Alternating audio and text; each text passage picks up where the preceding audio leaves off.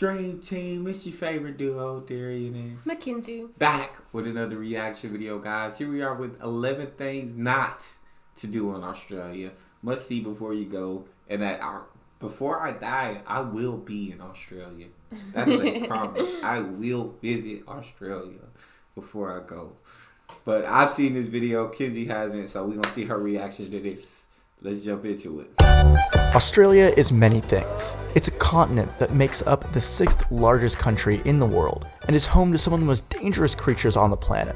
And no, I'm not just talking about Australians. With a little over 8.5 million people visiting each year, tourism is a huge part of Australia's economy.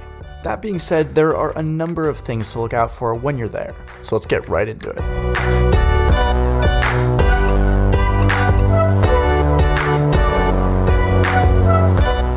Number 1. Don't stray from the path. With over 66 different venomous species, which is the 3rd largest concentration in the world, by the way, it's important to know where you are at all times. Now, this is especially true if you plan on trekking or camping in the outback. With things like the common brown snake, box jellyfish, and crocodiles, there's no shortage of dangerous animals here. So it's important that you stay on the path when you're exploring. And that goes for warning signs as well, because while it may seem funny to some people from different countries, here they're very real and should be taken seriously. Yeah, we definitely went straight from no path in Australia. Definitely not going out on our own. Not none of that. We doing exactly what you tell us to do, goddamn. Cause I ain't running into one of these. We animals. gonna come with shields. You feel me? Over there, your ants got superpowers, so we not effing around.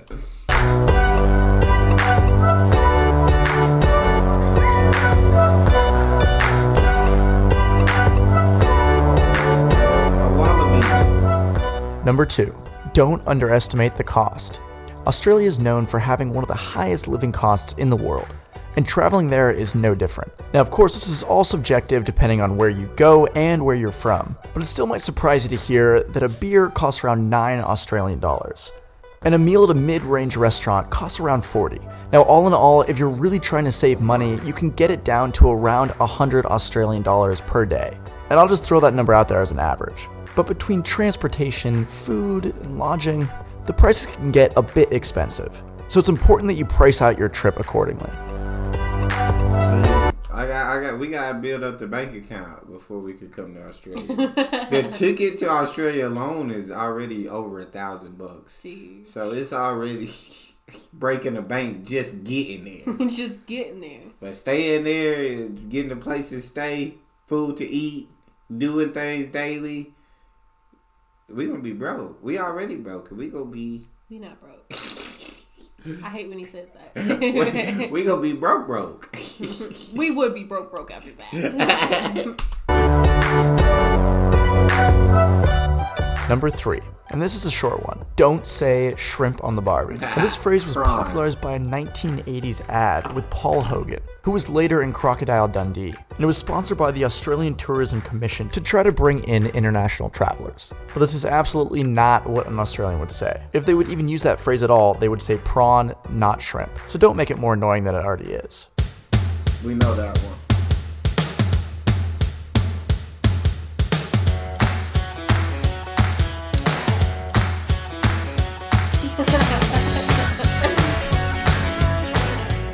Number 4.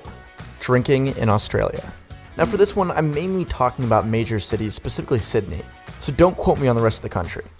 But in Sydney, you can't get a beer after 1:30 in the morning because they have something called a lockout law, which means no one is allowed in or out of bars past that point in time. And their last call is at 3 in the morning.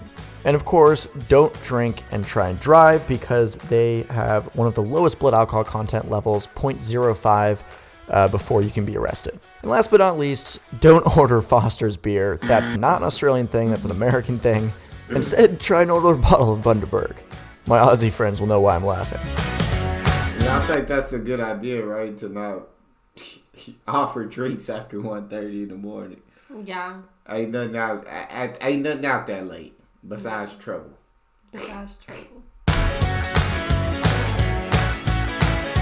Oh, wow.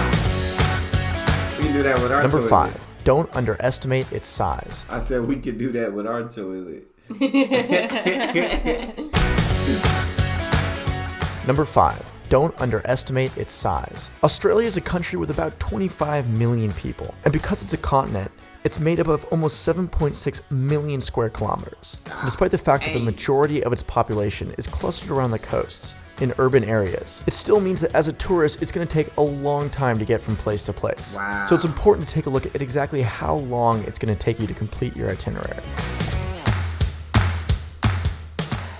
Number 6. Don't always tip. Now, unlike some countries, tipping isn't required in Australia, and that's mainly because their minimum wage is the highest in the world, at around $18.93 an hour. Now, in places like the US, waitstaff require tips to earn a living wage, because the national minimum wage is $7.25 an hour.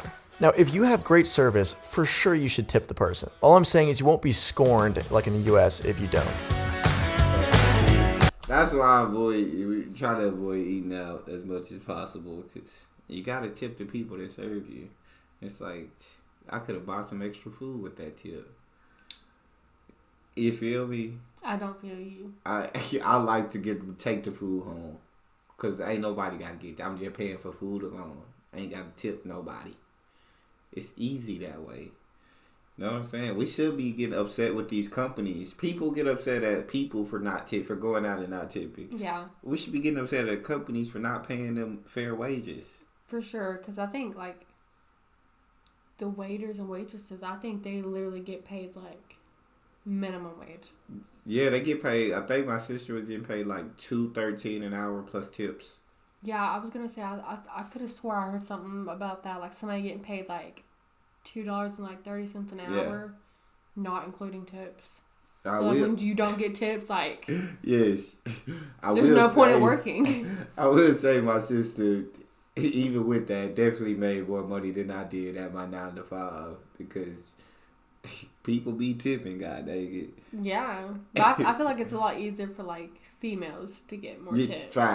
Facts, agreed. For sure. Definitely agree. Number 7.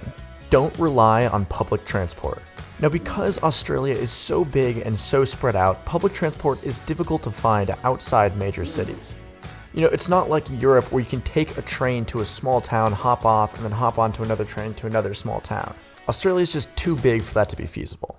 So you're better off finding other ways to get around. Number 8.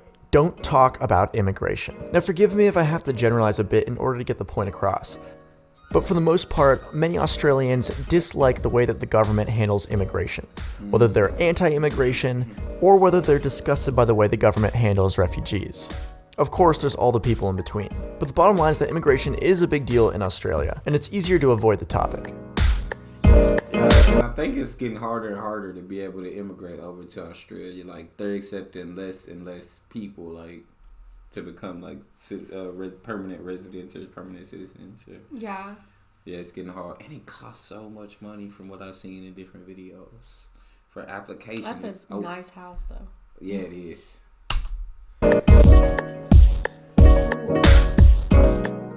Number 9. Don't take anything personally. Now, Australians always seem to be joking around, and insults are one of the ways that they do that. But don't make the mistake of thinking they mean anything by it. There's a funny saying where you know that an Australian doesn't like you if they don't insult you, because it means that they actually think there's something wrong with you and that it'll offend you. Go figure. So take everything with a grain of salt. You hear that one? How about you just mind your business? You hear that one? You just mind your business and watch the video. It means, when I insult you, it means that I love you, that I care for you. That's in Australia. We in America. That's in America. That's in America too, god dang it. Yeah, she definitely be heated at me. Okay, not all the time. Not all the time. Just sometimes. Because sometimes it takes a little too far. You and that it'll offend you. Go figure. So take everything with a grain of salt.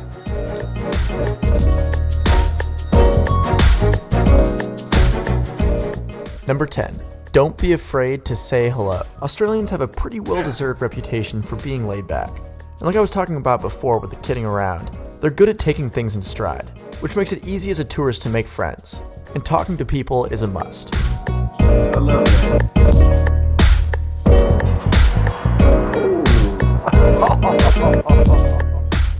Last but not least, number 11. Make sure you enjoy Australia. Hey. Australia is such a cool place with so many fun and interesting God. people. And there's so much to do there.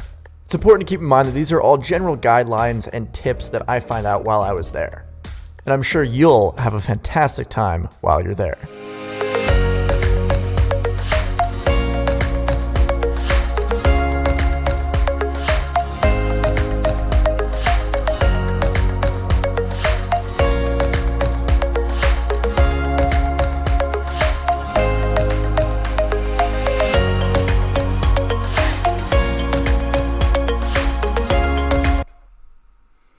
That was dope. Would you ever skydive? Yes, definitely. Nah. I want to skydive. I want to bungee jump. These are definitely two things that, like, I don't get it twisted. I feel like in that plane I would be scared for my life. Yep. Like, everything inside of me would be screaming, "Do not jump out of this plane." Mm-hmm. But I feel like once I got out of the plane, like, it would be awesome. No, see, I'm terrified of heights. I've never even been on a plane. I feel like the reason I wouldn't be as scared is because there'd be like somebody attached to me that's a professional at this, and yeah, but things go wrong all the time. They love their life as much as I love my life, so we both want to live. So we both want to live. Whoever attached to me gonna make sure that I feel like it would be happen. easier for you to actually do, because, like, I mean, you're scared of some things, but I mean, like, you're not that bad with heights, and you like. Planes don't terrify you, and like, I get anxiety. Yeah. I mean, I've tried to go on planes many of times. Like, I plan to go, and I never go through with it. We'll have to at some point, for sure. We'll have to. No. We'll legit have to. We'll legit not. We're going. I'll drive. That gives me anxiety, but I will do that before I go on a plane. You're much more likely to die in a car than a plane. Look. Bro, the plane, you'd have to put me out just to get me on. I'll get on, but before we take off, I better be knocked out. I promise you, it's not bad, bro. It was my first time in a plane. I was just like, But you probably weren't scared. No. Exactly. I'm terrified. I'm not scared of most things in life, I guess. Yeah, he is. No, I'm not scared. Most things in life I don't have a fear of. Like, I walk around carelessly, like, nothing's ever gonna happen to me. Like, I hate that. I'm just gonna live forever, bro. And I hate that.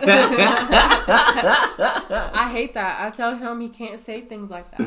You gotta have that out of the attitude. Everything's gonna go great. Nothing bad can happen to you. No, because see, that's where we're polar opposites. I'm like, everything bad can happen to me.